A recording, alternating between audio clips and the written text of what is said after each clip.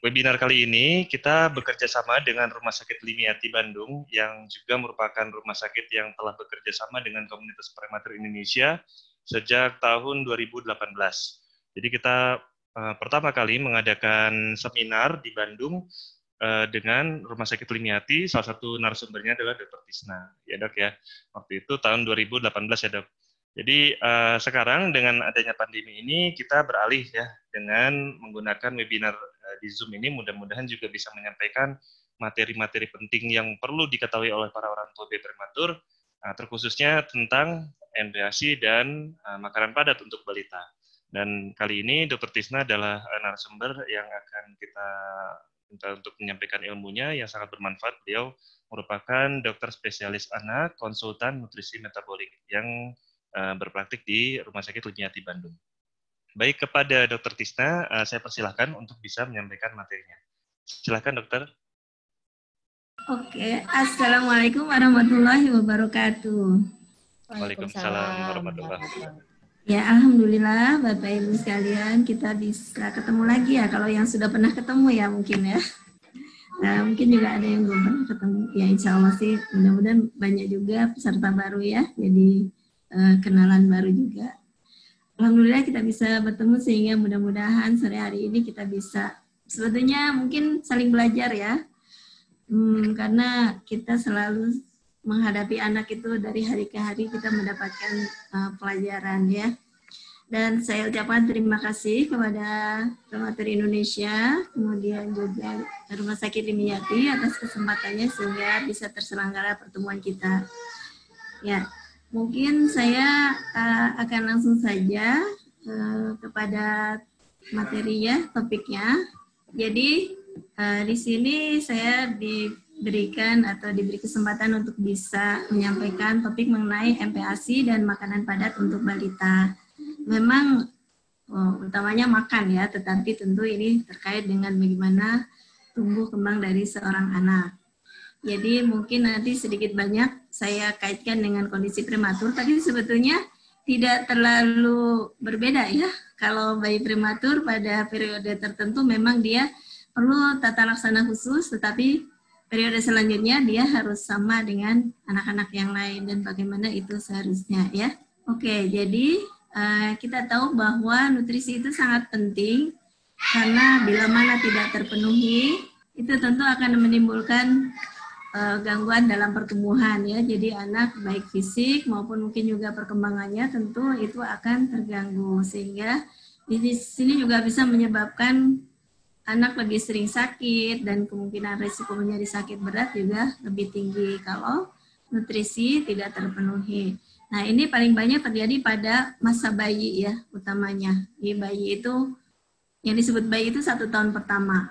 Jadi mulai periode dia sangat tergantung dengan ibunya sampai kemudian dia harus belajar bisa hidup sendiri ya. Mula-mula tentu belajar mengenal makanan yang di luar dari ibunya sampai kemudian biasanya anak itu akan keterampilan pertumbuhannya itu optimal di usia 5 tahun itu merupakan modal nantinya dia pada periode pertumbuhan selanjutnya ya.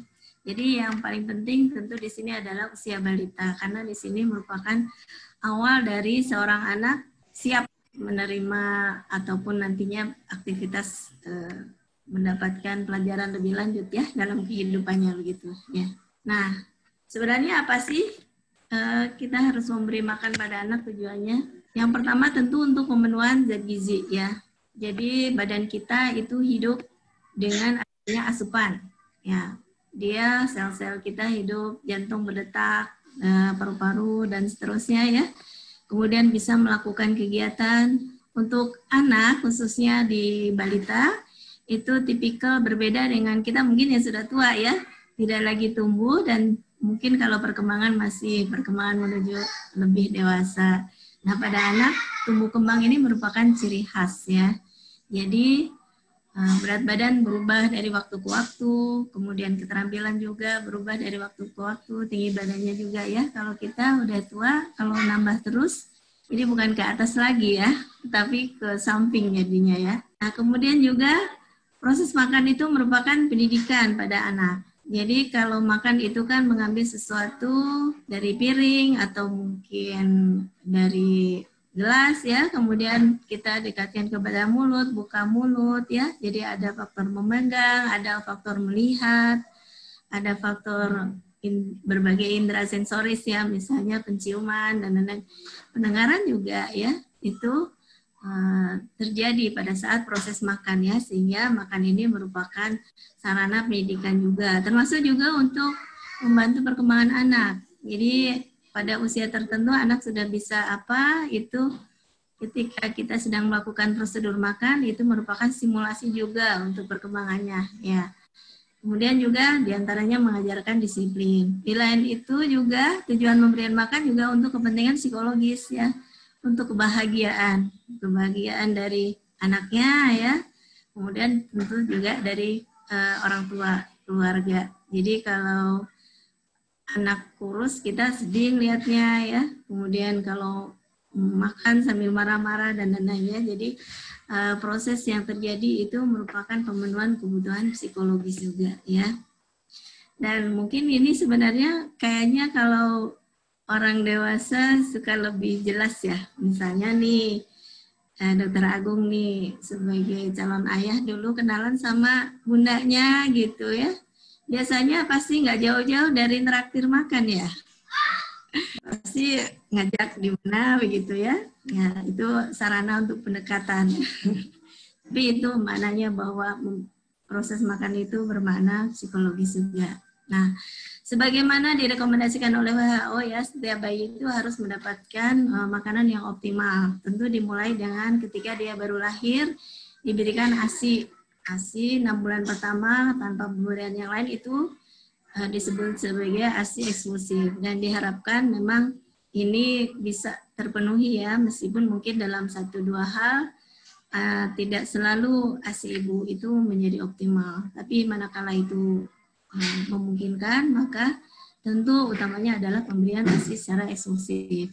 Setelah itu diberikan sampai 6 bulan hanya ASI saja, mulai diberikan makanan pendamping ASI dengan tetap ASI dilanjutkan sampai usia 2 tahun. Ini seems to be apa ya, kayaknya lancar-lancar saja begitu ya. Sementara mungkin beberapa bayi menghadapi berbagai kendala termasuk juga pada bayi-bayi yang prematur ya.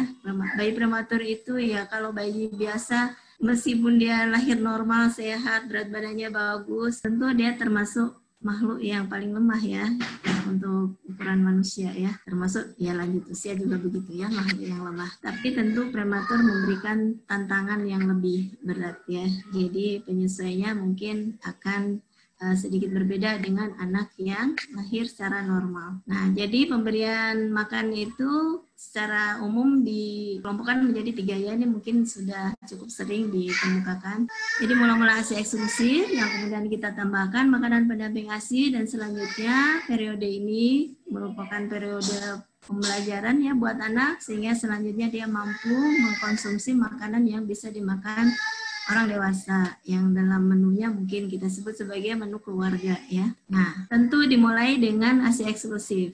Keberhasilan dari ASI eksklusif ini banyak faktor ya. Di antaranya mungkin ini saya review sedikit karena kita fokusnya di sini makanan padat ya. Jadi untuk ASI-nya mungkin kita nggak akan banyak bahas. Dimulai dengan inisiasi menyusu dini. Mohon maaf ini ketikanya kok masih salah ya. Menyusu, bukan menyusui ya. Jadi ini adalah prosedur pemberian kontak dini antara ibu dan anak. Sebenarnya bayi pada 1 jam itu tentu belum tentu bisa menghisap ya. Apalagi bayinya prematur ya.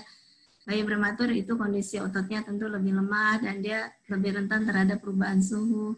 Sehingga tentu tidak serta-merta seperti bayi biasa. Tapi IMD ini juga pada bayi prematur membantu ya, karena adanya kontak kulit dengan ibu itu akan mempertahankan suhu yang lebih stabil ya. Nah, tujuan utamanya adalah start dengan pemberian makanan awal ya. Dan untuk keberhasilan dari menyusui ini beberapa faktor, saya sebutkan saja secara ringkas. Mungkin kalau penjelasan lebih detail tentu ini perlu sesi sendiri ya. ASI ini apakah nanti bagaimana manajemen yang paling tepat ya. Tapi intinya adalah yang pertama adalah rangsangan dari refleks oksitosin. Jadi kalau ibu menyusui bayinya itu keluar hormon ya, yang dia akan merangsang pelepasan dari ASI yang mendorong ASI keluar. Yang ini juga berperan di banyak faktor. Dan refleks oksitosin ini akan bagus kalau bundanya bahagia, happy ya. Jadi ini pesan juga untuk para bapak ya. Jangan bikin bundanya sedih. Kalau bunda sedih, refleks oksitosinnya hilang, otomatis ASI-nya hilang juga ya. Jadi jangan seperti Bang Toyib ya, nggak pulang-pulang. Udah pulang nggak bawa uang gitu. Ngomel-ngomel sama ibunya ya. Jadi buatlah ibu bahagia. Kemudian posisi yang nyaman saat menyusui, kemudian perangsangan refleks yang tepat ya, refleks rooting itu cara bagaimana kita membuat bayi membuka mulut ya, menyentuh bagian atas dari bibirnya. Kemudian posisi yang benar dan pelekatan benar ini kunci dari supaya ASI menjadi berhasil. Nah, diantaranya juga untuk membantu refleks oksitosin ini pijat-pijat ya, ini saya sebutkan sedikit. Ini apa? Supaya bapak-bapak senang memijat ibunya ya. Selain juga mungkin lebih sehat ya, enak, pegel hilang ya. Tapi ini akan membantu ibu memberikan refleks yang bagus. Ya. Nah, bagaimana dengan bayi prematur? Kita tahu bayi prematur itu macam-macam ya. Ada yang kecil, hampir cukup bulan ya. Cukup bulan itu 40 minggu, tetapi disebutkan bahwa 38 minggu bayi sudah bisa siap dilahirkan. Jadi sebenarnya 38 minggu, tapi nanti kalau kita menghitung usia koreksi prematuritas, kita menggunakan 40 minggu ya. Jadi yang lahir rendah, lahir sangat rendah, atau sangat-sangat rendah. Tentu ini kondisinya berbeda dan dokter akan menangani sesuai dengan masalahnya. Dan biasanya memang karena bayi prematur ini kita tahu harusnya dia masih mendapatkan makanan dari ibunya ya. Dan itu makanan yang dia tidak perlu usaha gitu, tidak perlu mikir ya. Masuk ke darah langsung dipakai lewat tali pusat ya. Tapi begitu dia lahir, tali pusatnya putus sehingga terpaksa dia harus beradaptasi dengan penggunaan ususnya lebih dini. Untuk bayi prematur yang hampir matur ya, biasanya di usia di atas 36 minggu, itu ASI-nya yang keluar dari ibu itu biasanya mencukupi. Dan di awal-awal itu ASI-nya sama dengan ASI bayi formula prematur ya. Jadi kandungan kalori maupun proteinnya berbeda. Tapi ini tidak lama sehingga sekitar 2 minggu ya, sehingga yang memungkinkan untuk bisa mendapatkan ASI optimal dari ibu untuk bayi prematur itu adalah bayi yang near term atau yang hampir matur. Itu kira-kira 36 minggu. Karena lamanya memang sekitar 14 hari. Nanti setelah dia 38 minggu harusnya dia sudah siap mengkonsumsi yang normal. Kalaupun ASI-nya juga ASI biasa saja ya. Sedangkan untuk bayi yang sangat kecil tentu tidak bisa begitu ya. Jadi terpaksa dengan formula khusus. Dan dengan dia telah berhasil melewati fase-fase kritisnya ya, kemudian fase adaptasi, fase mungkin pada saat awal-awal bayi prematur tentu akan sangat lebih mudah kehilangan berat badannya. Ini perjuangannya keras sekali ya, sehingga pada saat dia di usia maturitas, usia harusnya gestasi cukup bulan, 40 minggu, itu seringkali berat badannya melorot ya, maksudnya sangat jauh dari yang diharapkan. Tapi masih ada waktu untuk kejar tumbuh. Nanti kita lihat di bagian makanan padat ya. Nah, proses menyusui sendiri juga meskipun ini istilahnya masih refleks ya, masih spontan, tapi ini juga harus diperhatikan oleh ibu sebagai periode pembelajaran bagaimana mengenal tanda lapar dari bayi. Jadi bayi sudah mulai bangun, selingukan, mulai gigit-gigit mulut, buka mulut, itu kemungkinan sudah menunjukkan tanda lapar ya. Dan kemudian kalau itu tidak terpenuhi ya bayinya bisa sampai ngamuk ya. Kalau udah ngamuk ini susah, udah kelewat laparnya. Nah, harus ditenangkan dulu sampai dia kemudian menunjukkan tanda lapar lagi ya. Jadi meskipun masih di periode ASI, kita sudah harus belajar mengamati nih anak kapan laparnya gitu. Terus kalau diberi nyusu gimana tanda kenyangnya, yang itu nanti pada masa pemberian makanan padat itu sangat penting ya. Ya, kemudian selanjutnya di periode makanan pendamping ASI yang disebut sebagai MPASI itu adalah makanan atau minuman, jadi tidak hanya padat semua ya, termasuk yang cair juga. Selain ASI atau formula ya, kalau misalnya bayinya tidak mendapatkan ASI, yang diberikan kepada bayi selama 12 bulan pertama kehidupannya. Jadi utamanya adalah 1 tahun pertama ya, jadi 6 bulan sampai 12 bulan. Tetapi di atas 12 bulan sampai 2 tahun ya, itu masih transisi juga ya. Jadi sebenarnya itu masih boleh dikatakan periode MPASI, di mana di sini ASI masih memberikan peran. Tapi periode penyapihan atau weaning period itu di 6 bulan pertama MPASI ya, 6 sampai 12 bulan. Bagaimana memberikan MPASI? Ada beberapa prinsip yang harus diperhatikan. Mungkin di sini nanti secara keseluruhan saya mereview dari prinsip-prinsip ini ya. Selanjutnya bila mana nanti mudah-mudahan insya Allah sih masih banyak waktu nanti ya, kita bisa membahas lebih dalam atau lebih luas dengan diskusi ya. Yang pertama adalah timely, tepat waktu, yaitu mulai usia 6 bulan. Nah, 6 bulan ini memang nggak persis banget ya. Jadi tentu ada maju mundurnya begitu. Kalau berdasarkan rekomendasi atau guidelines dari SPGAN, itu organisasi nutrisi di Eropa ya, itu waktunya adalah 17 sampai 26 minggu. Yang kalau kita konversi ke bulan, kira-kira itu 4 bulan sampai 6 bulan seminggu. Ya, sekitar begitu ya. 6 bulan seminggu, 26 dibagi 7 ya. 20 ya. Ya, mungkin bisa dihitung. Dan kemudian adekuat, kemudian safe, dan properly fit. Ya, bagaimana itu? Kita lihat di sini tepat waktu. Jadi yang disebut tepat waktu adalah MPASI itu diberikan ketika kebutuhan energi atau zat gizi yang lain sudah tidak bisa dipenuhi dari ASI lagi. Jadi tentu ini menjadi berbeda, menjadi bervariasi untuk setiap anak. Ya. Jadi anak ada yang butuh sedikit lebih cepat, ada juga yang bisa tunda sedikit. Tetapi sebaiknya tidak lebih dari 6 bulan. Ya, jadi kalau udah lebih dari 6 bulan itu batasnya, nggak boleh. Terlalu dini juga nggak boleh. Nanti kenapa kita lihat di slide selanjutnya. Kemudian adekuat. Adekuat ini berarti harus mengandung semua zat gizi yang diperlukan. Yang pertama tentu energi ya, untuk tumbuh, untuk aktivitas ya, untuk hidup tentu saja.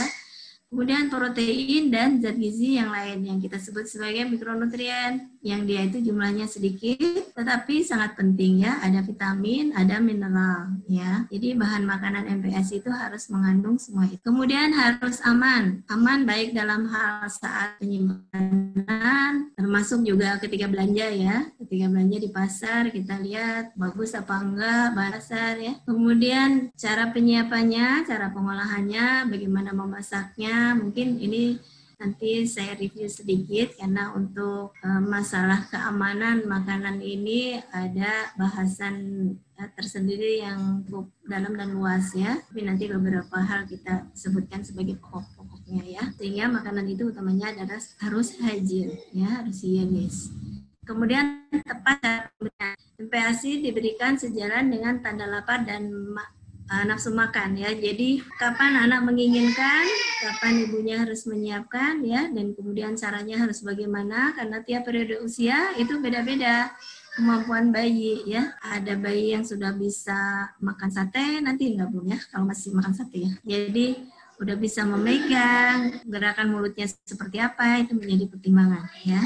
Nah, yang pertama kita coba bahas tepat waktu. Kenapa harus mulai 6 bulan? Kita lihat di sini. Dalam segi energi, mulai 6 sampai 8 bulan, kita lihat di sini ada gap sekitar 200 kalori ya. Jadi yang hitam ini adalah energi yang dipenuhi oleh ASI, sedangkan di batang-batang secara keseluruhan ini adalah energi yang dibutuhkan oleh anak. Sementara mulai 6 bulan itu tentu produksi ASI sudah tidak lagi seperti pada masa awal ya. Memang 6 bulan pertama itu adalah periode di mana bayi hanya bisa mengkonsumsi makanan yang sifatnya cair, dan dengan demikian ASI menjadi makanan di usia ini.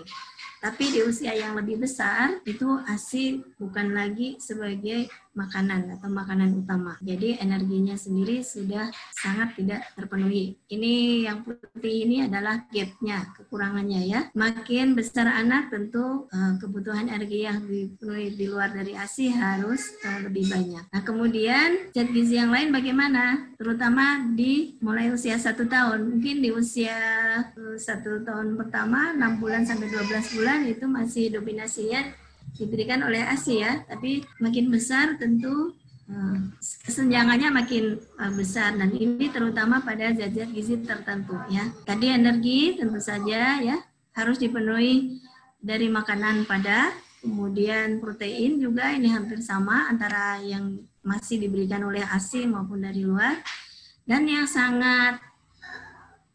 bedanya sangat besar itu adalah zat besi.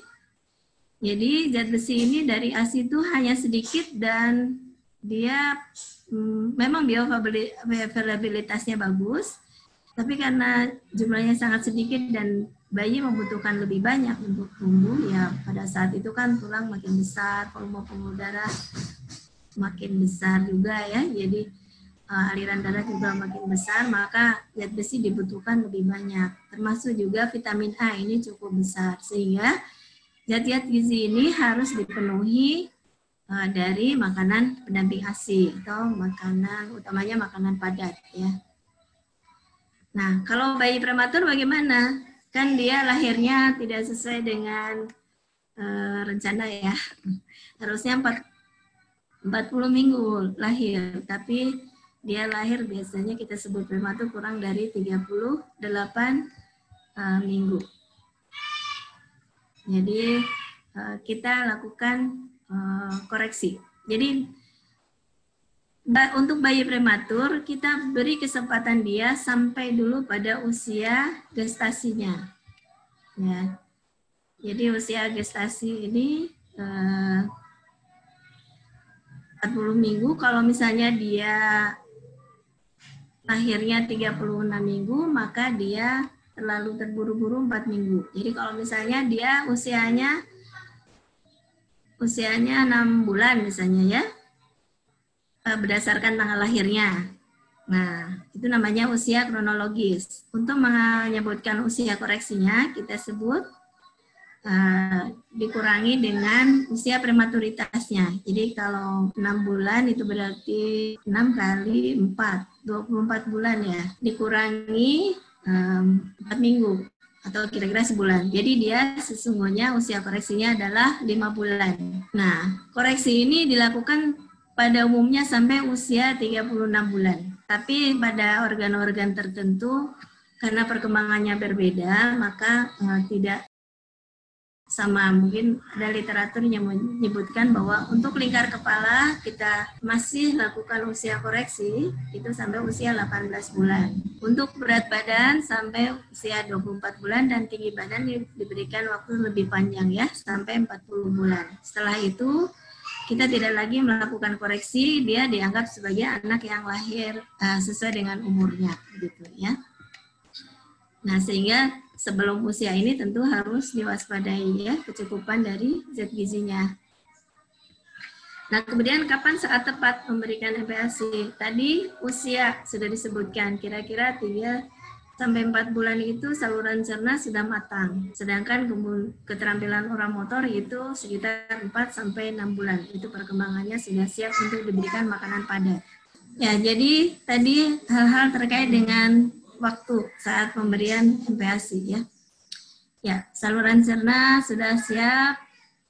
Memang saluran cerna bayi masih berkembang ya, dan baru dikatakan seperti dewasa itu sekitar 2 tahun. Jadi kalau di atas 2 tahun anak tuh beres-beres sedikit boleh, semasem dikit boleh ya.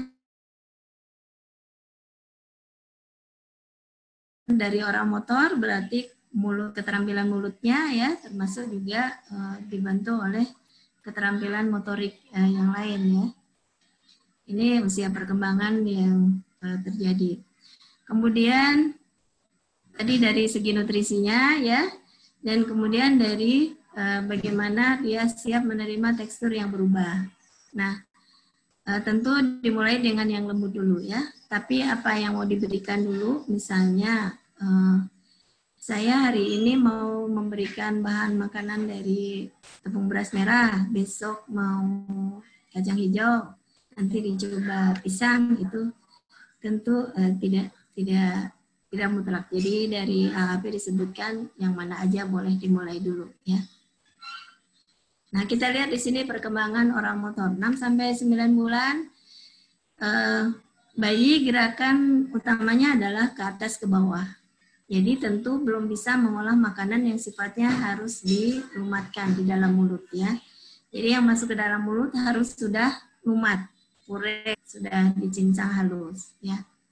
Tapi dia sudah bisa menempatkan makanan antara rahang atas dan rahang bawah dan sudah mampu menelan dengan mulut yang tertutup. Kemudian secara umum perkembangan motoriknya dia sudah bisa duduk sendiri, sudah bisa menggunakan ibu jari dan telunjuk untuk mengambil objek benda, terutama ini di 9 bulan. Mungkin kalau di 6 bulan banget masih genggaman ya, masih beres. Ya, jadi kalau dikasih benda yang kecil belum bisa, tapi di usia 9 bulan ini jari telunjuk, pincer grasp ya namanya, itu sudah bisa. Dan anak sudah bisa mengambil makanan dari sendok. Jadi mulutnya sudah bisa mencakup begitu ya. Kalau bayi baru lahir gerakannya depan belakang. Jadi itu beda. Makanya kalau belum muncul gerakan atas bawahnya, dia belum akan bisa mengambil sesuatu dari sendok ya. Dan kemudian pada usia lebih besar lagi, lidahnya sudah bisa bergerak ke samping, ke kanan, ke kiri ya. Gerakan rahangnya sudah mulai berubah tapi belum sempurna. Tapi dia sudah mulai bisa menggoyangkan diagonal ya. Dan bibirnya juga sudah lebih bisa seal ke permukaan yang terbuka ya. Ya oke, jadi 9 sampai 12 bulan ini periode kita sudah mulai bisa encourage self feeding. Jadi dia mencoba mandiri mengambil menentukan apa yang mungkin ada isu tentang baby led feeding ya, tapi mungkin aplikasinya kita masih belum ya, mungkin ada bahasan tersendiri. Jadi bayi dibiarkan milih-milih sendiri ya, tapi tentunya bukan seperti itu ya. Oke, jadi di sini saatnya bayi berlatih atau belajar aktif makan sendiri. Usia yang lebih besar tentu keterampilan makin baik ya, termasuk dalam hal dia mengolah makanan di dalam mulutnya. Kalau dia pakai sendok sudah mulai bisa, tapi ya gitu masih dibolak-balik ya, masih berceceran, sudah bisa pegang gelas sendiri, tapi tentu juga masih ceceran ya. Jadi kalau kita menemukan bayi yang ya berantakan di sana sini ya, mukanya dan lain-lain ya, itu tentu itu menjadi hal yang wajar. Kadang-kadang ibu-ibu tuh gusar ya, sehingga dia tidak, karena nggak mau repot, nggak mau repot beresin ya. Jadi atau mungkin juga sudah terbiasa rapi. Jadi ketika melihat bayi berantakan ini, aduh ini kenapa seperti ini ya. Padahal ya memang seperti itu ya bayi ya. Nah ini harus kita tolerir. Itu termasuk bagian dari nanti prosedur memberikan makan pada anak ya. Oke, 15 sampai 18 bulan gerakan rahang sudah mulai makin bagus. Jadi makanan yang padat tapi tetap juga yang masih relatif harus mudah dilumatkan, itu sudah bisa diolah ya. Jadi gerakan diagonalnya udah lebih sempurna, kekuatan rahangnya juga demikian, meskipun belum ada gigi, tapi dia sudah bisa melumatkan. Memang nantinya di usia sekitar 2 tahun ya, itu gigi susu lengkap, jadi sudah ada gerahamnya, sudah bisa menggerus makanan yang lebih sulit untuk lumat. Tapi tetap bahkan sampai usia 5 tahun pun kita harus sabar ya dengan keterampilan kemampuan mengunyah anak ya. Jadi seringkali ibu-ibu tuh mengeluh, saya kasih ayam dikunyah-kunyah, udah itu dilepeh. Iya, karena masih utuh. Jadi memberikan ayamnya tentu dalam bentuk ayam yang ya mungkin jangan ayam goreng apa ya, yang lihat begitu ya. Misalnya ayam diopor yang sudah tinggal dikunyah sedikit udah hancur begitu ya. Di sini juga sudah makin pandai makan sendiri ya. 2 tahun sudah mulai bebas. Jadi ada praktisi yang mengatakan kasih ke saya anak 2 tahun dia udah bisa makan sendiri. Ya, memang sebetulnya harusnya demikian. Meskipun tentu itu tidak serta-merta langsung rapih ya. Anak 2 tahun itu sudah bisa mengambil ke dalam piringnya sendiri, sudah bisa menyuap sendiri ya, tapi ya tetap dia itu masih belum selalu paham bahwa ini adalah makanan yang semuanya harus dimakan, sering masih dilempar-lempar begitu ya. Tapi anak sudah mulai bisa diajak diskusi. Jadi ini periode penting kita memahamkan apa-apa yang harus dimakan oleh seorang anak, apa yang berguna, apa yang tidak berguna ya, karena itu akan memberikan motivasi ya buat dia untuk mengkonsumsi makanan yang sehat ya.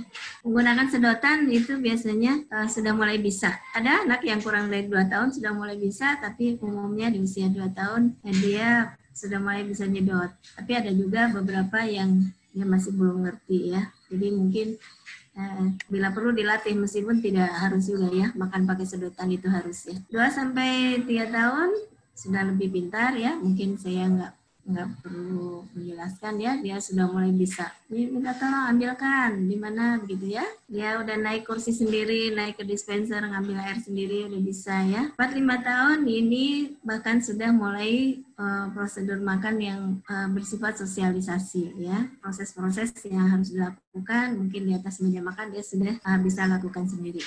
Nah demikian tadi adalah mengenai keterampilannya. Terus kemudian ini tadi terlambat atau terlalu cepat, ini tentu memberikan dampak. Tadi terlalu dini itu kurang dari 4 bulan ya, tadi 17 minggu. Kalau terlalu terlambat itu lebih dari 6 bulan. Jadi kalau terlalu terlambat tentunya defisit zat gizinya tadi makin besar ya. Resiko utamanya adalah anak kekurangan zat besi yang paling pentingnya ya, bukan paling penting ya, yang jedanya paling besar ya, yang risiko untuk menyebabkan kekurangannya makin paling tinggi. Itu ya risikonya selain anaknya nanti anemi juga kemampuan berpikirnya menjadi kurang karena zat besi penting untuk perkembangan kognitif ya. Kemudian tumbuh kembangnya tentu terganggu dan secara keseluruhan anak bisa mengalami gangguan gizi. Sedangkan kalau terlalu cepat ya, ini kalau terlalu cepat, ASI yang harusnya masih optimal bisa terganggu karena sudah ada makanan lain. Pada umumnya kalau udah ada MPASI itu ASI ya secara otomatis berkurang karena jadwalnya teralih ya.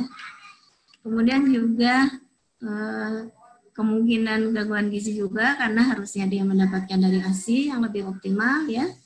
Lebih mudah sakit karena ususnya juga belum siap dan diantaranya juga dampak kepada ibunya ya karena efek dari pencegahan kehamilan oleh pemberian ASI menjadi berkurang. Nah kemudian adekuat itu bagaimana? Tentu MPASI atau makanan padat yang kita berikan harus mengandung semua zat gizi yang diperlukan tadi untuk memenuhi gap-nya ya. Yang pertama tentu makanan pokok. Itu sebagai sumber energi khususnya. Ada sereal, beras, gandum, umbi, biji-bijian, ya. Kemudian makanan hewani, ini sumber protein. Yang di bawah usia 6 bulan itu kita harus mengutamakan protein hewani untuk pemberian sumber proteinnya ya. Bisa dari daging, hati, ikan, telur ya. Mungkin dari sumber misalnya dari laut dan lain-lain ya, udang itu sudah boleh diberikan. Kemudian produk susu ataupun turunannya ya. Kacang-kacangan ini memberikan sumber protein nabati. Buah dan sayuran memberikan terutama mikronutrien karena di sini energi ada tetapi kontribusinya tidak besar. Sehingga anak nantinya harus belajar mengkonsumsi semua zat gizi, semua bahan makanan ya. Tetapi untuk buah dan sayur di bawah usia 6 bulan, di bawah usia 12 bulan, di 6 bulan pertama itu sebaiknya nggak terlalu besar karena kontribusinya dia lebih ke sumber mikronutrien. Kemudian lemak pada usia 6-12 bulan ini sangat penting karena dia volumenya kecil tetapi energinya besar. Jadi 1 sendok makan minyak itu energinya 50. Sementara untuk nasi itu harus paling tidak setengah centong gitu untuk memberikan energi ya, sehingga di usia MPASI yang masih awal ini proporsi lemak itu WHO menganjurkan sedikit lebih tinggi ya, sekitar 30-45%.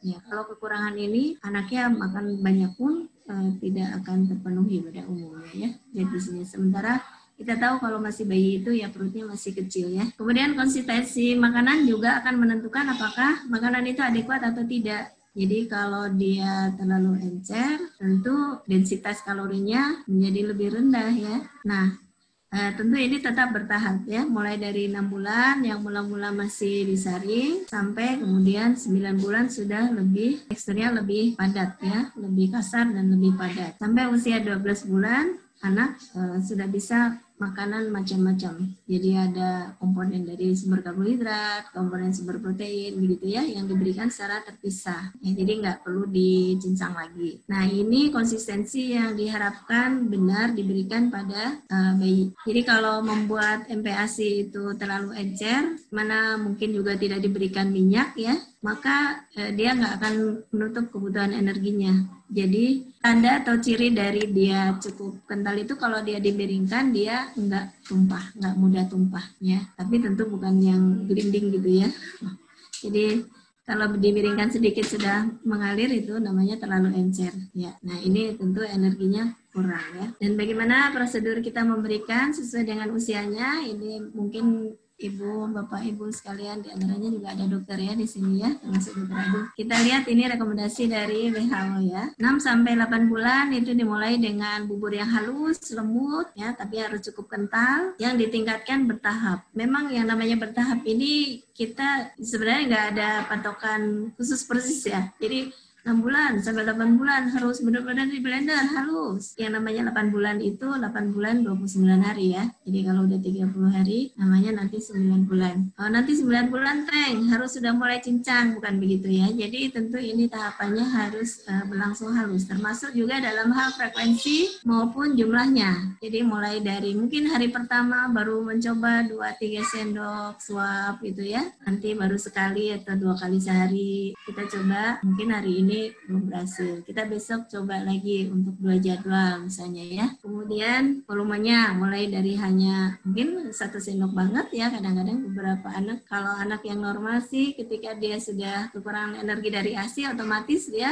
pengen makan ya. Ini salah satu tanda kesiapan makan juga. Ya udah mengharapkan. Jadi mungkin ada bayi-bayi yang udah hap gitu diberikan makanan padat. Tapi ada juga yang dia masih diliatin ya, apalagi bayinya tuh gendut ya, dia belum pengen banget tuh, masih cukup dari ASI ibunya ya, sehingga ini tentu fleksibel dan diberikan sesuai dengan interaksi ya antara ibu dan anak. Ibunya harus belajar memahami ini anaknya sudah mau, sudah tidak mau gitu ya. Usia 9-11 bulan tentu sudah mulai teratur makannya ya, dan makanannya ditingkatkan menjadi lebih kasar ya. Biasanya kalau dalam bentuk nasi disebutnya tim ya biasanya ya. Tim itu sudah mulai ada teksturnya. Frekuensinya tentu sudah mulai establis 3-4 kali, mulai ada selingan 1-2 kali, dan volumenya ini biasanya kita sudah mulai bisa buat porsi target begitu kira-kira. Sekitar setengah mangkuk atau 125 ml.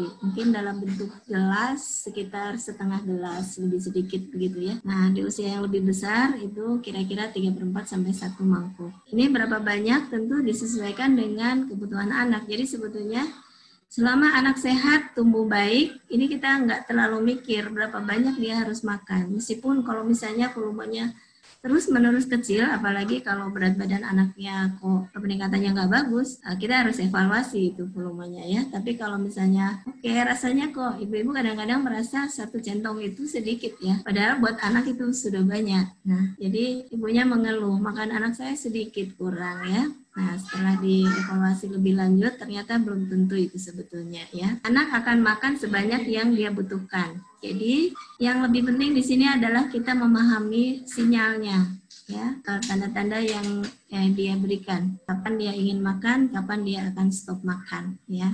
Usia di atas 12 bulan tentu makanan keluarga ya, tapi tentu masih harus yang jangan susah dikunyah ya. Oke, jadi kita harus melihat secara objektif bagaimana kecukupannya. Pertamanya adalah dilihat berdasarkan kenaikan berat badannya. Ya, mungkin kalau kita menggunakan kurva, dia berat badannya meningkat sesuai dengan kurvanya. Kenaikan berat badannya ya, boleh dihafalkan, tapi tentunya yang penting adalah bagus atau tidak. Kemudian aman.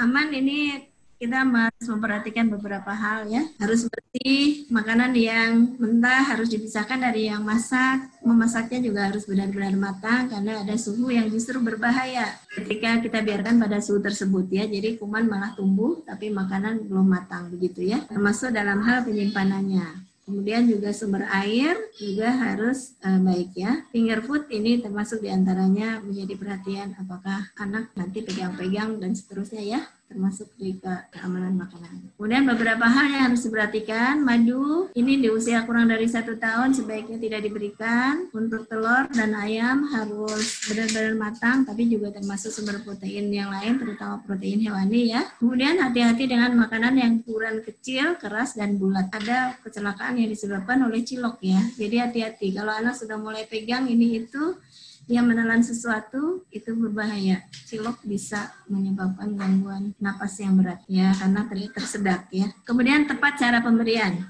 Jadi prinsip di sini adalah melakukan responsive feeding. Jadi ibu atau yang mengasuhnya bila ada yang bantu ya, itu harus paham bagaimana anak memberikan sinyal lapar dan kenyangnya gitu. Dan ini pada umumnya akan terbantu kalau kita memberikan makan sesuai dengan jadwal yang benar. Jadi kapan dia lapar tuh kalau udah 2 jam yang lalu dia makan, antara jadwal jarak makan itu pada umumnya 2-3 jam ya untuk menimbulkan rasa lapar. Tapi mungkin ada yang lebih lama sedikit atau lebih cepat. Tapi kalau terlewat juga hilang lagi juga laparnya ya. Dan kita harus perhatikan bahwa pada saat kita memberi makan itu adalah suatu proses ya, proses interaksi yang di situ diharapkan antara ibu dan anak timbul kemesraan begitu ya. Jadi nggak cuma dengan ayah aja gitu ya.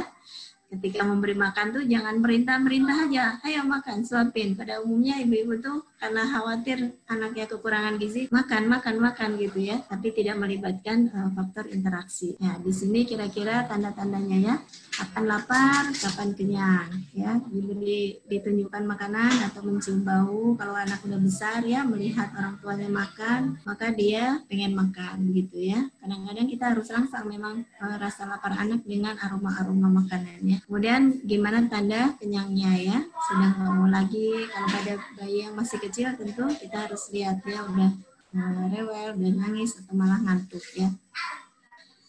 Dan kemudian berikan bayi untuk lebih mandiri, terutama di usia 9 bulan. Beri makanan yang bisa dipegang. Minum dari cangkir itu udah mulai dari 6 bulan bisa ya. Dia bisa belajar pegang sendiri, terutama kalau udah 9 bulan karena duduknya udah tegak ya.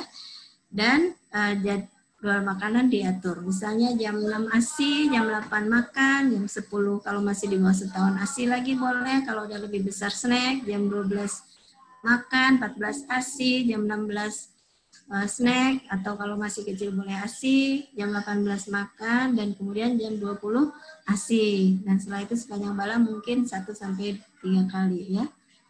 Jadi mungkin kalau ada di atas 12 bulan, ASI nggak mungkin lebih dari 6 kali ya. Ya. Selanjutnya tentu makanan keluarga. Di sini tentu kita harus lihat volumenya, perut bayi yang masih kecil ya. Jadi harusnya kita kalau dewasa 3 kali makan, kadang-kadang sekali juga cukup buat seharian, tapi buat anak tidak bisa ya. Jadi jadwalnya harus dibagi menjadi lebih banyak ya. Dan diharapkan nantinya anak mampu punya pola makan seperti ini. Ya. Jadi tadi seperti yang saya sebutkan, jadwal tadi mengikuti ritme dari lapar kenyang. Tetapi juga dengan kita membuat jadwal, kita menciptakan keterampilan anak untuk memahami lapar dan kenyangnya juga, begitu. Ya. Mungkin demikian, Dr. Agung. Mudah-mudahan waktunya tidak kebablasan. Maaf kalau ada hal-hal yang tidak jelas, mudah-mudahan nanti bisa lebih diperjelas. Baik. Terima kasih banyak Dokter Tisna telah menjelaskan dengan lengkap sekali tadi Dok. Sangat banyak ya Dok sebenarnya materi yang perlu diketahui ya oleh orang tua ini Tisna. Ya, sudah ada beberapa pertanyaan Dok. Ini banyak sekali yang masuk. Namun saya akan coba pilihkan yang kira-kira sesuai ya dengan tema kali ini tentang MPASI dan makanan padat. Jadi ada pertanyaan dok, ini dari Ibu Agati di Bekasi. Usia anaknya sudah usia koreksi 6 bulan. Pertanyaannya, anak saya usia koreksi 6 bulan belum tegak untuk bisa duduk. Apakah boleh memulai untuk MPASI? Ini ada yang terkait juga dok dengan hal ini. Pertanyaan dari Ibu Nurlaila di Kebumen yaitu bertanya, pada usia berapa bayi prematur bisa memulai MPASI? Apakah usia kronologis atau usia koreksinya? Terima kasih dokter. Ya, oke. Ya, terima kasih pertanyaannya Ibu, bagus sekali ya. Tapi mungkin sedikit tadi sudah ada yang disinggung ya dari materinya ya. Ya. Mungkin dimulai dengan kapan? Kapan? Tentu tadi kita melihat kesiapan anaknya. Jadi memang 6 bulan. Kalau WHO kan merekomendasikan demikian. Untuk bayi prematur kita boleh kasih kesempatan di usia koreksinya, ya. Jadi yang tepat koreksi. Masalahnya adalah sebetulnya itu suatu range. Jadi bukan tank gitu loh. 6 bulan tank makan, bukan begitu ya. Boleh dimulai sedikit lebih dini, tapi nggak boleh terlalu dini. Dan juga sedikit ya, kalau 26 minggu itu 26 14 minggu dok, lebih awal. Itu berapa bulan sih 26 minggu deh? 26 dibagi 4 berapa? Maksudnya itu, ya. 6 lebih sedikit ya? 6 lebih 2 minggu ya? Oh iya dok, betul dok. Ya, sekitar itu ya. Mungkin karena 30 hari ya nggak 2 minggu banget ya. Karena kan sebulan itu 30 hari, nggak 28 hari ya. Jadi ya sekitar 6 bulan lebih sedikit. Boleh mundur dikit, tapi begitu kita delay, ya masalah jadinya. Nah, bayi prematur itu memang unik ya. Dia perjuangannya sangat berat dan ada yang beradaptasi dengan cepat, ada juga yang mungkin perlu waktu, apalagi dia ketika baru lahir menghadapi banyak insult gitu ya, banyak tantangan kayak misalnya harus dibantu napas, sementara nggak bisa dapat makanan karena mungkin ada masalah saluran cerna, berdarah, dan lain-lain ya, infeksi dan lain-lain. Jadi bisa jadi dia mundur, ya bisa jadi terpaksa dia mundur. Dalam hal ini kita tidak boleh memaksakan karena intinya adalah dia mendapatkan zat gizi. Masalahnya adalah kalau yang diberikan hanya ASI. Jadi kalau misalnya bayi prematur terpaksa nggak bisa banget di usia tadi 4-6 bulan, itu ya udah terpaksa cair dulu, kalau perlu pakai sonda gitu ya. Jadi kita harus menyesuaikan dengan kondisinya, dan di sini utamanya adalah zat gizinya terpenuhi. Tentu kalau bukan makanan padat ya harus disediakan formula khusus yang memenuhi semua zat gizinya tadi. Jadi memang tersedia formula khusus untuk bayi prematur ya. Jadi intinya di sini kan makanan padatnya begitu ya. Kapan dimulai? Jadi di usia tadi tidak boleh lebih cepat, tidak boleh terlalu lambat ya dengan risiko-risikonya tadi. Nah, tapi ya jadi tanknya yang mana? Ada 4 bulan, ada 6 bulan. Nah, kita lihat dari tanda-tandanya begitu. Yang pertama tentu nomor 1 pertumbuhannya ya. Ada praktisi yang merekomendasikan, mungkin termasuk juga unit kerja kita, nutrisi penyakit metabolik, Ikatan Dokter Anak Indonesia.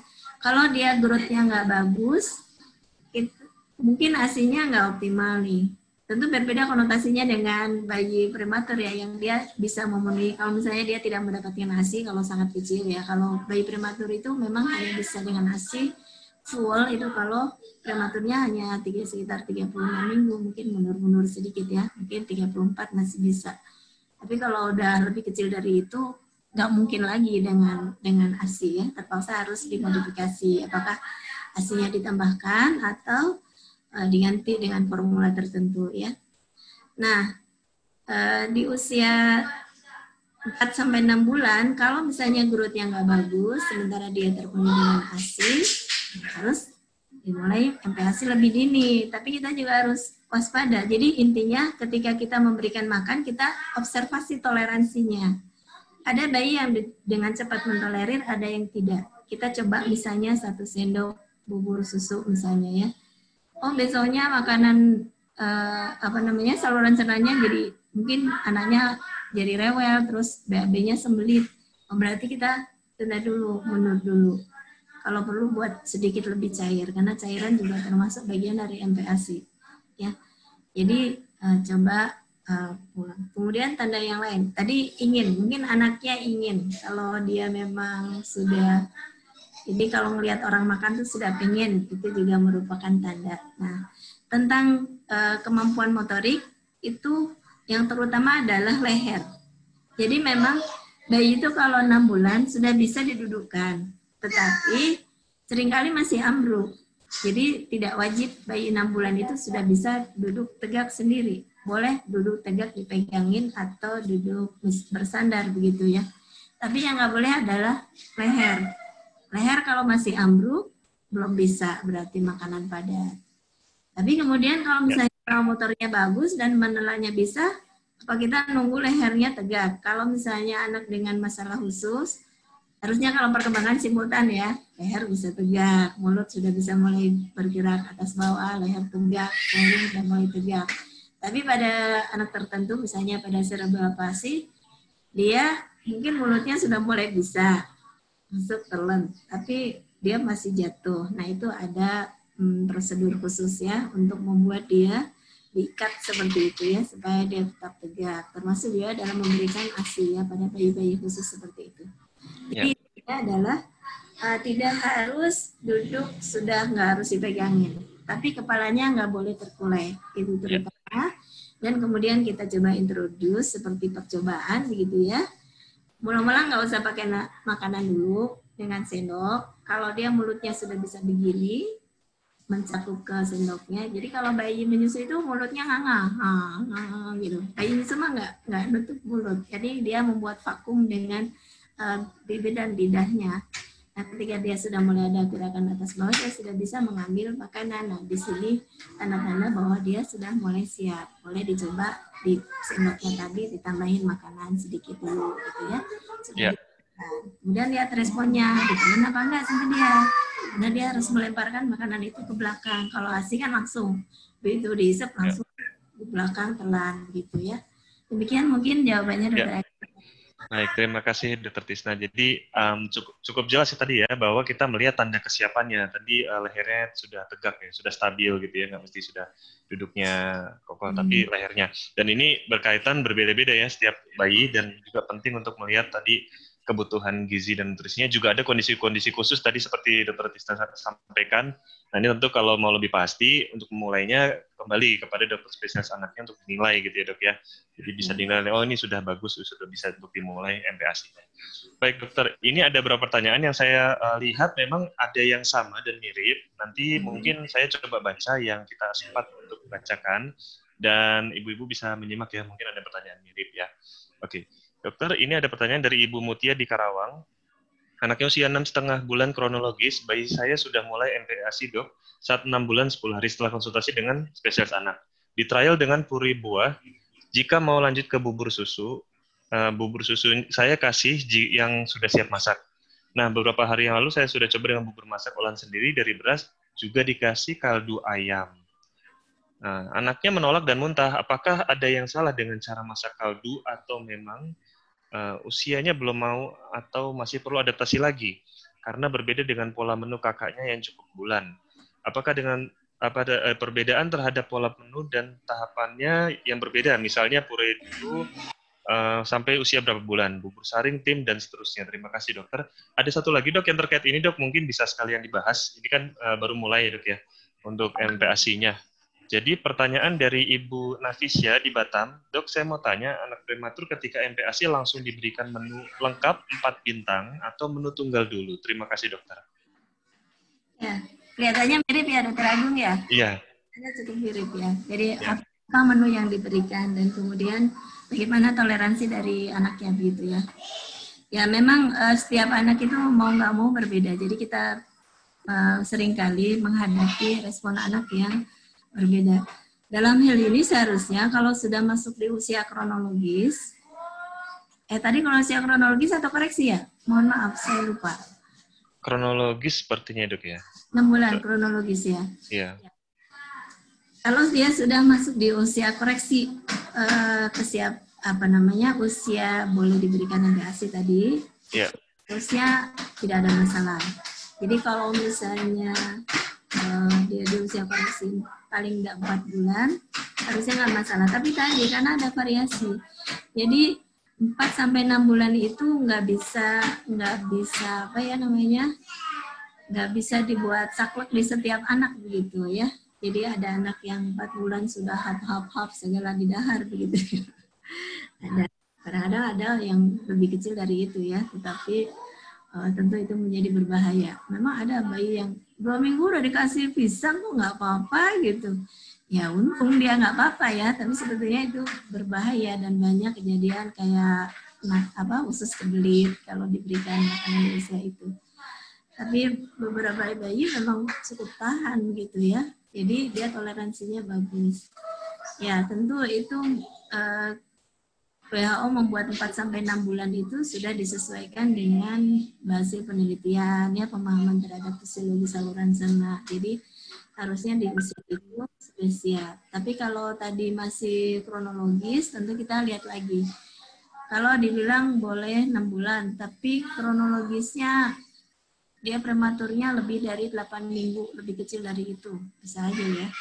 Atau memang ketika dia masa prematuritasnya, banyak masalah yang dihadapi, misalnya kena misalnya enterokolitis, peradangan di saluran cerna misalnya, tentu tidak mau dia harus beradaptasi lebih lambat begitu ya. Bahkan kita pun memberikan formula harus hati-hati pada kondisi tersebut. Jadi tidak ada yang saklek begitu. Kalau misalnya tadi usia kronologis 6 bulan, berarti usia koreksinya masih kurang dari itu. Jadi masih punya kesempatan untuk sedikit lebih mundur. Ya, memang diluruskan kalau prematurnya sedikit, karena kalau misalnya 6 minggu berarti dia balapan nih, dia harus buru-buru dapat makanan yang optimal. Jadi kesempatan dia koreksinya cuma sedikit. Nah, makanan apa yang bisa diberikan dan ditoleransi? Sebenarnya tadi seperti disebutkan oleh AAP itu Asosiasi Dokter Anak ya di Amerika, itu nggak ada urutan dan nggak ada pakemnya begitu. Jadi intinya yang pertama itu lumat. Tentu ada makanan-makanan yang menjadi beberapa perhatian yang sebaiknya tidak berlebih, malah jangan diberikan. Misalnya tadi madu itu sebetulnya sih bagus ya, tapi karena dia mengandung spora Clostridium berbahaya kalau dia misalnya kebetulan ada dan masuk ke bayi, karena bayi belum bisa toleransi. Tapi secara umum apapun boleh ya, intinya tidak pedas dan merangsang dan mengandung zat gizi, dan masalah utamanya adalah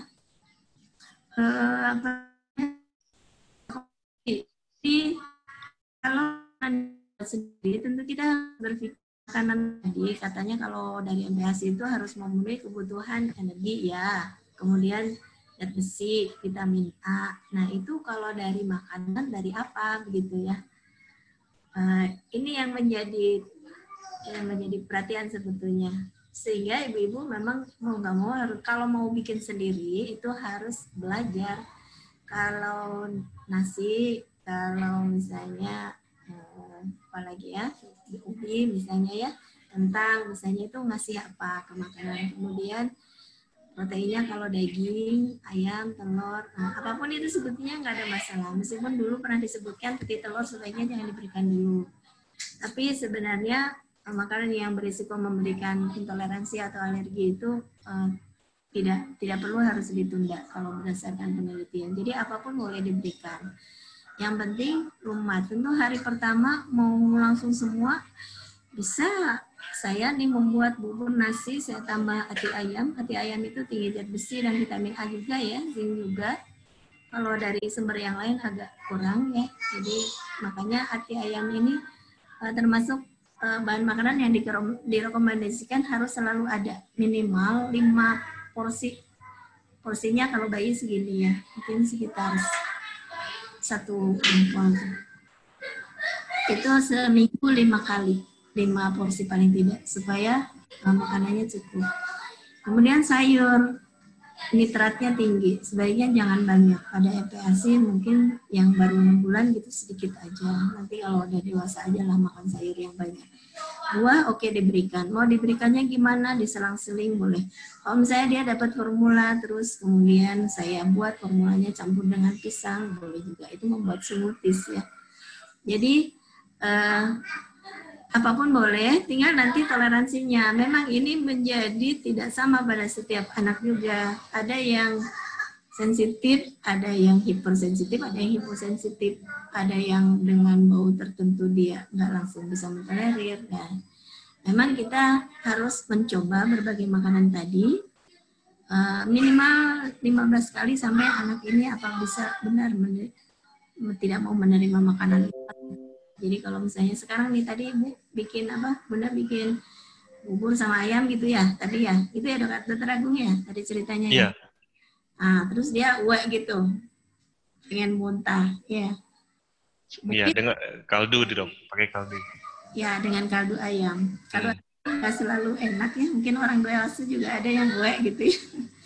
Jadi kita harus apa seperti challenge gitu, tiap kali memberi makan anak itu challenge. Tapi yang lebih aman di awal-awal tentu menurut kami dari institusi kami itu makanan yang fortifikasi. Jadi bubur fortifikasi itu lebih aman.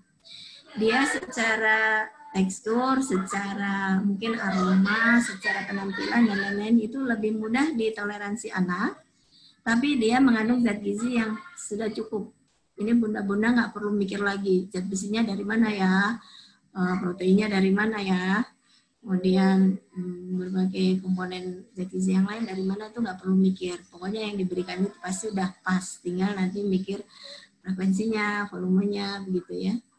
Kalau yang dibuat sendiri itu tentu harus dipikir nih, harus pakai mikir nih, harus otak.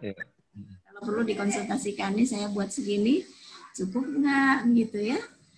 Terus tadi juga kaldunya enak nggak juga sih. Kadang-kadang nggak enak juga memang. Nah, apalagi nggak dikasih garam ya. Nah ini menjadi isu ini, gula dan garam. Boleh nggak dikasih garam? Nggak enak makanannya, bayinya nggak mau. Iya Dok. Baik Dokter, terima kasih untuk jawabannya. Jadi saya sudah membaca untuk pertanyaan-pertanyaan selanjutnya. Ini cukup banyak yang mirip Dok, dan tadi juga mungkin bisa disimak penjelasan dari Dokter Tisna. Sudah ada yang menjawab ya kurang lebih dari pertanyaan. Saya coba tanyakan, mudah-mudahan ini agak sedikit berbeda Dok ya. Yang ditanyakan dari Ibu Kurota Ayun di Bandung, usia koreksinya 7 bulan. Pertanyaan Dok, izin bertanya. Anak saya sudah MPASI saat usia kronologis 6 bulan, makanya lahap. Tapi mungkin hanya 30-40 ml 3 kali sehari. Apakah sudah cukup takarannya untuk usia 7 bulan koreksi? Atau takarannya harusnya berapa? Kalau untuk tambahan suplemen zat gizi, saya masih belum mengerti maksud 3. Oh, ini maksud zat besi Dok ya? Oh ya, nanti ini berat badannya 6,5 ya. Ini mungkin bisa dihitung ininya ya sebetulnya. Baik Dok, mungkin untuk takaran MPASI-nya Dok yang dibahas, yang ditanyakan. Ya, ini termasuk isunya. Jadi tadi kan volume ya, mungkin kalau mau dilihat lagi sedikit slide-nya ya. Jadi idealnya bayi bisa makan seharusnya sampai sekitar setengah gelas ya, sekitar 155 mili memang itu sekitar setengah mangkuk.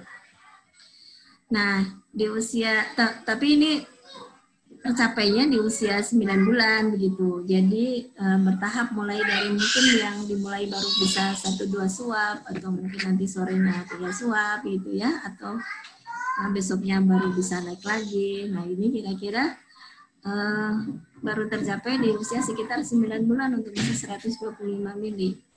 Jadi tentu tidak, kalau masih 7 bulan sih mungkin ya masih tengah-tengah ya, antara 50-60 mili begitu ya.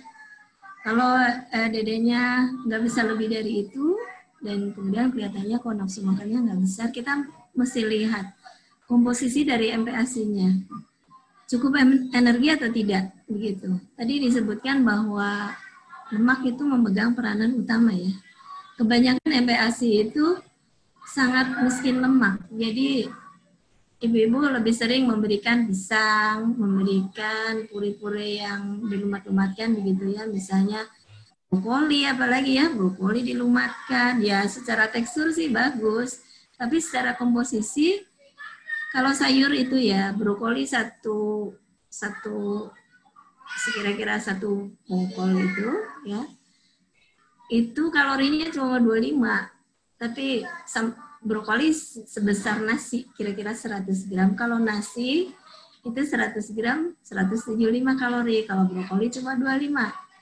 Terus kemudian minyak itu 1 sendok aja udah 50 kalorinya. Jadi kalau segede 100 gram mungkin udah berapa ratus ya kalorinya. Jadi 125 kali 50 kali 20 ya, 5 cc kan 20 100. Jadi akhirnya nanti akan tergantung dari komposisi. Memang kita nggak bisa memaksakan benar-benar bisa harus habis setengah mangkok gitu, nggak bisa. Tiap anak beda-beda usus perutnya, besarnya lambung itu beda-beda. Mungkin ada anak yang memang tidak bisa mengkonsumsi besar. Nah kalau memang dia pertumbuhannya cenderung kecil, berarti kita harus memodifikasi si komposisi makanannya. Jadi dia perlu yang densitasnya lebih tinggi. Mungkin lemaknya harus 45% supaya mencukupi. Kalau tidak, nggak akan kejar karena dia volume lambungnya cuma segitu, begitu. Jadi pada akhirnya memang nanti dilihat di kurva pertumbuhannya. Bagus-bagus aja, makanya dikit ya. Tapi mungkin mamanya udah bikin makanan yang cukup tinggi kalorinya. Jadinya cukup. Umumnya kalau di bawah 6 bulan tuh kira-kira sepertiga porsi. Jadi kalau kayak telur itu 1 porsi 1. Kalau bayi masih di bawah 6 bulan tuh umumnya perlu 1/4 sampai 1/3 sekali makan sekitar itu. Oke. Ayam mungkin 1 paha, kira-kira begitu ya. Kalau daging mungkin segede ini, segede korek itu 40 gram itu 1 porsi. Nah itu untuk bayi di bawah 6 bulan tuh butuhnya di bawah 1 tahun ya, 6 bulan pertama itu butuhnya kira-kira hanya 1/3, 1/4 gitu. Oke. Baik dokter. Minyak di sini yang memegang peran. Nggak apa-apa kalau kecil juga, tapi kalau tumbuhnya bagus dan memang kandungan gizinya udah bagus sih, insya Allah cukup ya. Iya. Pastikan dapat itu ya dok ya, sumber lemaknya dok ya. Ya, dan dilihat dari kurva pertumbuhan juga ya dok ya. Ya. Baik dokter, ini ada pertanyaan lagi dok dari Ibu Monik di Jakarta. Usia koreksi anaknya 7,5 bulan. Pertanyaan, apa tanda kesiapan anak untuk naik atau tambah tekstur? Bagaimana caranya agar terhindar dari tersedak ya dok ya? Kapan perlu pijat oromotor? Terima kasih dokter. Ya. Banyak pertanyaannya. Nanti diingatkan saya ya dokter Agung. Iya dok. Ya tentu semuanya seperti tadi, berupa challenge. Umumnya kan usia itu udah bisa. Nah ini udah 7,5 bulan sih masih boleh ya, lumat-lumat ya. Kan katanya mulai bisa cincang, lebih kasar itu 9 bulan. Berarti ini sudah mulai bisa nih. Cobalah sedikit. Dan itu tidak boleh sekaligus juga. Jadi seringkali ibu-ibu tuh, karena semuanya di otak ibu. Sementara yang namanya responsive feeding itu kita harus ngikutin otak anaknya begitu. Jadi harusnya dia udah bisa makan ini enggak ya ibunya jadi stres karena sebetulnya mungkin anaknya juga baru kenalan. Tersedak umumnya sudah tidak terjadi di usia 9 bulan, tapi memang bahkan sampai di usia 3 tahun juga anak masih ya, kita juga dewasa bisa ya tersedak ya. Tapi intinya refleks itu sudah mulai. Jadi refleks tersedak itu sebenarnya refleks pertahanan diri supaya kalau ada sesuatu yang membahayakan itu lontarkan ya. Tersedak itu refleks ya. Mungkin anak cenderung memuntahkan yang lebih padat. Itu untuk menghindari tersedak.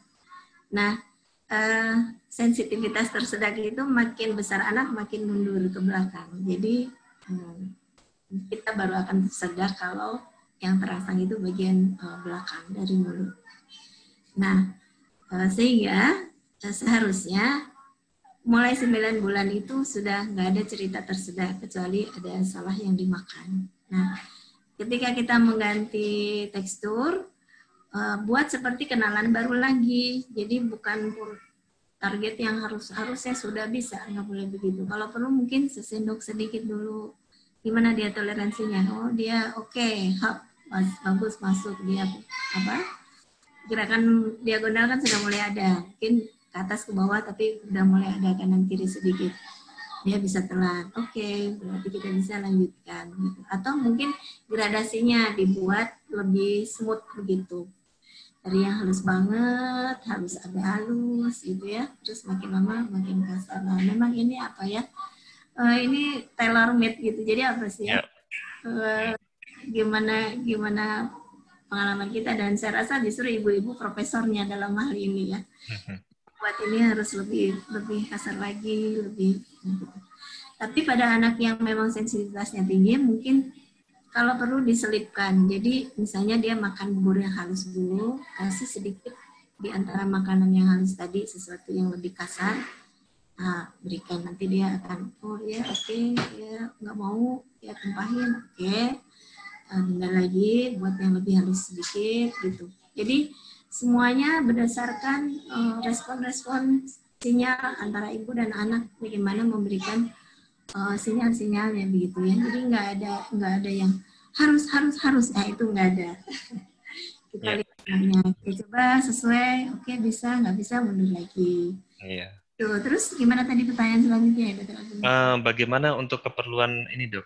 Kapan perlu dilakukan pijat oromotor? Ya, itu umumnya diperlukan kalau memang ada kendala.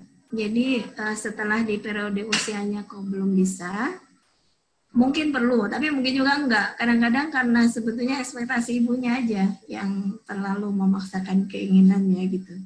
Jadi setelah dia kita coba dengan cara yang smooth formasi, memang mau nggak mau itu dokter yang mendiagnosis ya, anak dengan hipo atau hipersensitivitas yang seringkali menyebabkan dia punya masalah selective intake, ini mungkin masalahnya di masalah feeding difficulties ya. Yeah. Jadi nanti kita punya kriteria dan setelah kalau misalnya kita memang sudah tegakkan itu ada masalah itu, kita konsul ke rehab medik untuk melakukan stimulasi tadi terapi. Kalau untuk latihan sendiri di rumah itu pada umumnya nggak diperlukan, cukup anak diinfus dengan berbagai bentuk makanan. Mungkin belajar mengunyah juga perlu, misalnya kita berikan makanan yang sedikit padat kayak wortel rebus misalnya, tapi jangan yang udah bisa patah-patah itu, biar dia gigit-gigit misalnya ya.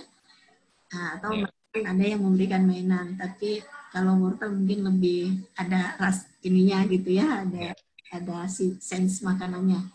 Itu oke, dia belajar menggigit gitu ya. Tapi untuk makan tetap ikuti saja prosedurnya.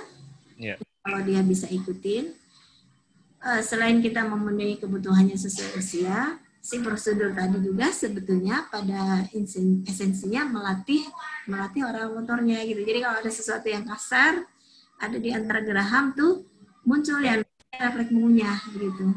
Coba ibu gigit sesuatu, taruh di geraham, pasti pengen ngunyah langsung. Nah, merupakan bentuk stimulasi juga gitu. Ya, baik dokter, terima kasih dokter.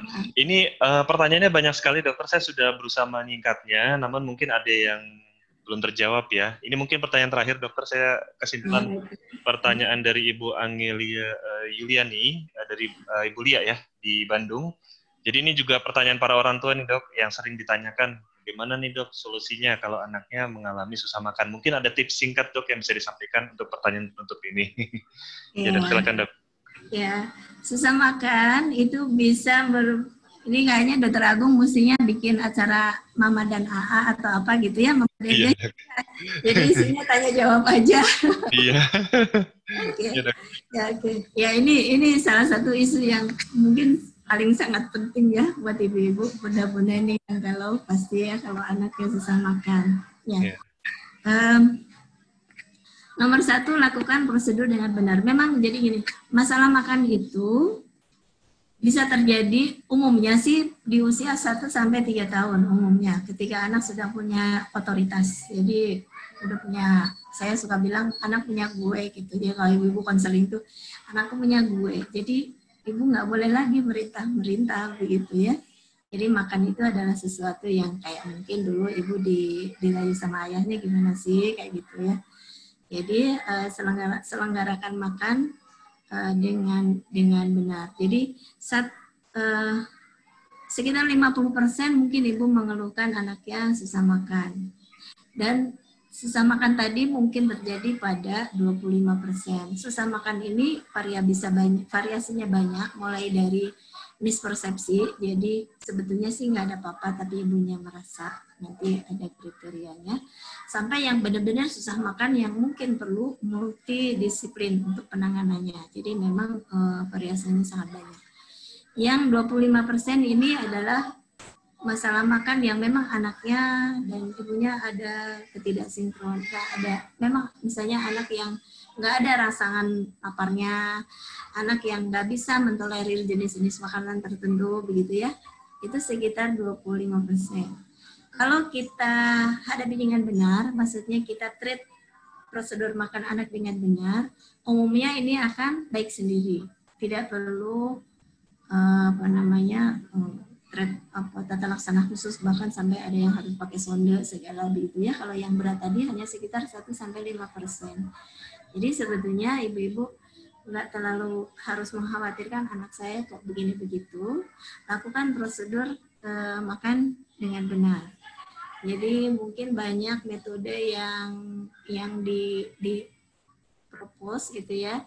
Misalnya kayak Pak Bonin itu dia menerapkan feeding rules dengan membuat scheduling, kemudian menyediakan environment yang bagus dan prosedur yang tepat. Scheduling itu misalnya makan 3 kali, 2 kali snack, tadi yang saya gambarkan tiap 2 jam misalnya ya. Tapi juga jangan buat seperti tentara gitu, jam 6 harus ini, jam 6, 8 harus ini.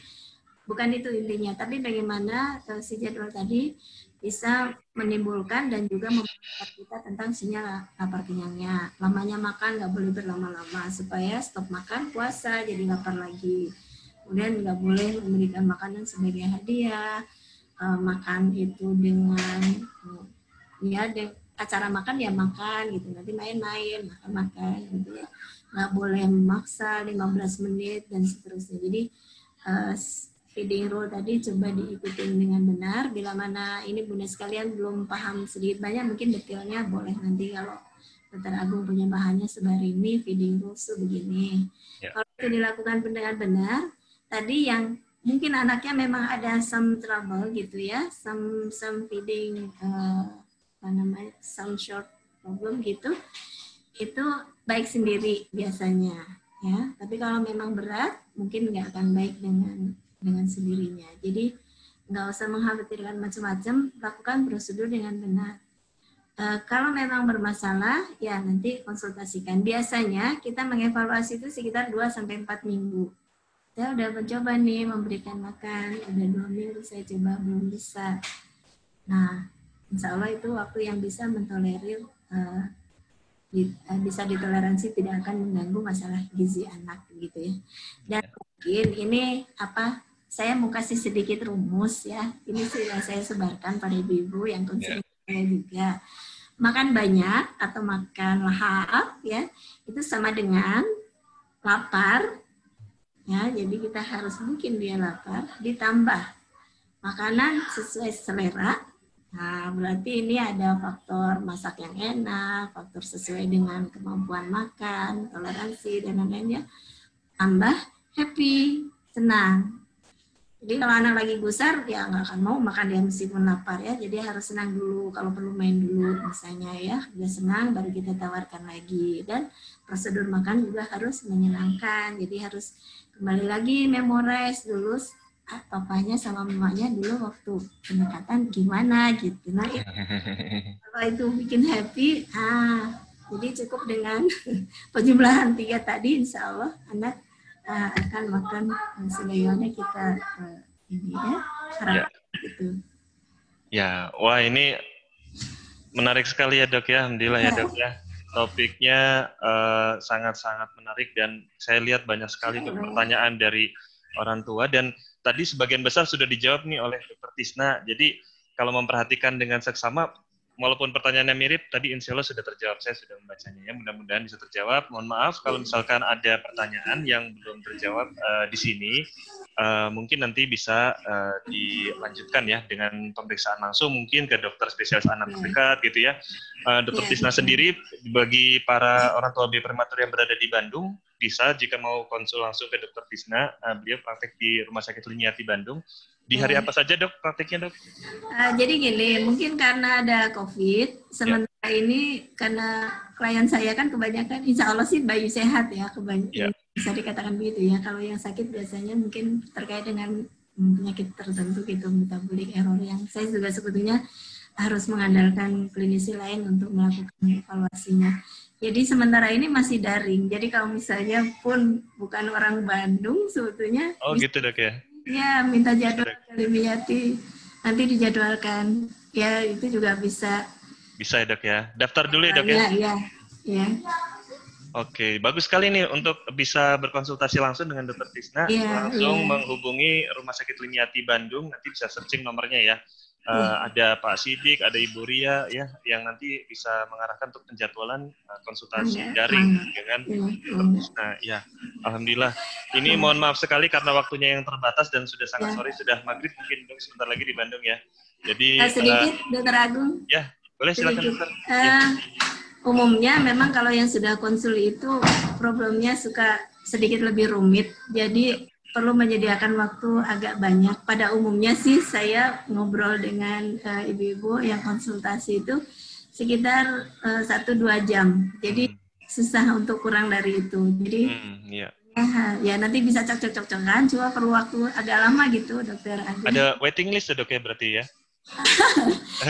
Ini sih lagi putus karena COVID, tadinya udah waiting list, cuma ya udah gitu waktunya susah. Tapi kalau dari mungkin lebih mudah ya, jadi lebih mudah dikomunikasikan begitu. Ya, baik dokter. Jadi betul ya, kalau memang perlu konsultasi, kita juga tahu bahwa untuk nutrisi metabolik ini biasanya kalau langsung pun sekitaran setengah jam nggak kurang ya dok ya untuk konsultasi. Nggak bisa kurang dari sejam. Sejam bahkan ya dok ya. Dari sejam, iya. Nah makanya kalau di sini ada yang pertanyaan belum terjawab, mungkin memang perlu konsultasinya lebih panjang ya. Jadi kita sambung lagi nanti ya, mudah-mudahan ini satu awalan dok, mungkin ini nggak bisa hanya satu kali webinar ya dok ya, harus rangkaian berkali-kali ya. Mungkin kalau pertanyaan member khusus itu harus konsultasi langsung. Baik, alhamdulillah dok. Mudah-mudahan sih cukup membantu ya tadi teratasi begitu tanpa harus konseling ya. Alhamdulillah ya, mudah-mudahan dok kalau permasalahannya bisa terbantu di sini, bisa dilakukan oleh para orang tua, mudah-mudahan bisa langsung terjawab ya gitu bagi para orang tua. Terima kasih banyak Dokter Tisna untuk kesediaannya berbagi ilmu ya kepada kita semua, sangat bermanfaat sekali dok. Ini pertanyaan tersering yang ada di grup juga di komunitas prematur Indonesia. Baik, alhamdulillah kita sudah selesai untuk webinar hari ini. Terima kasih kepada Dokter Tisna Sari yang sudah menyampaikan materinya dan Rumah Sakit Limiati Bandung. Selanjutnya saya serahkan kembali ke Ibu Anita sebagai moderator. Silakan Ibu Anita. Baik, terima kasih banyak Dokter Agung, terima kasih juga Dokter Tisna, jadi beribet. Ya, ini ternyata materinya padat banget ya dok. Kita juga ya. Luar biasa materinya. Baik, kita sudahi Bapak Ibu semuanya. Terima kasih banyak telah hadir di webinar Komunitas Prematur Indonesia edisi ke-11. Mudah-mudahan apa yang telah diberikan oleh Dokter Tisna tadi dapat menjadi pencerahan baru nih buat orang-orang tua yang saat ini galau gimana anaknya nggak mau makan, kemudian mau makan, kemudian kok jadi pilih-pilih. Nah ini kan jadi banyak PR. Terbaik, terima kasih Bapak Ibu atas kehadirannya. Wassalamualaikum warahmatullahi wabarakatuh. Terima kasih. Terima kasih telah hadir Bapak Ibu semua. Sampai ketemu di webinar berikutnya. Terima kasih. Waalaikumsalam. Terima kasih dokter. Terima kasih. Sampai ketemu lagi.